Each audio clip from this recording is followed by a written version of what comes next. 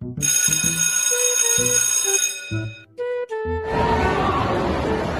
class, get your paper for your class.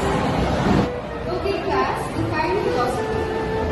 Ma'am, nasa pego, parang love life. Huh? Paano naman yan naging love life?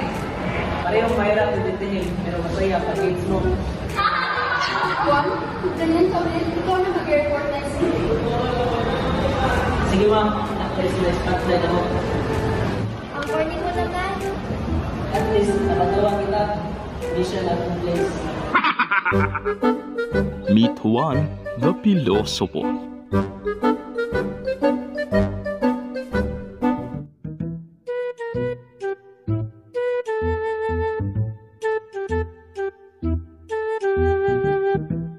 So, aminin mo, type mo daw sa Ningning.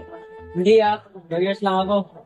4 years daw. Oo, gusto ko lang malaman bakit siya ang laging sagot ng utak ko kahit wala namang tanong.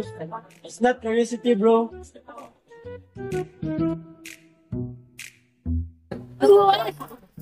Sure daw si Faye. Sino magsabi? Si Paolo. Ah!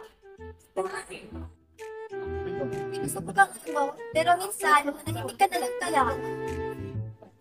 Pwede, kung tahimik kayo together.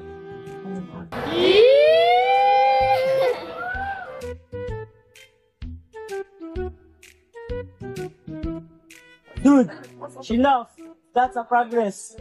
That's philosophy, cause and effect.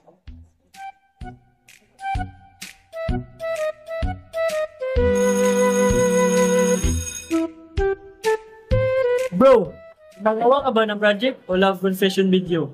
Pareho na siguro, para i-present.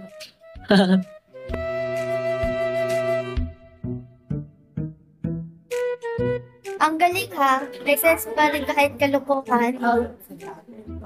My sins, kasi my feelings.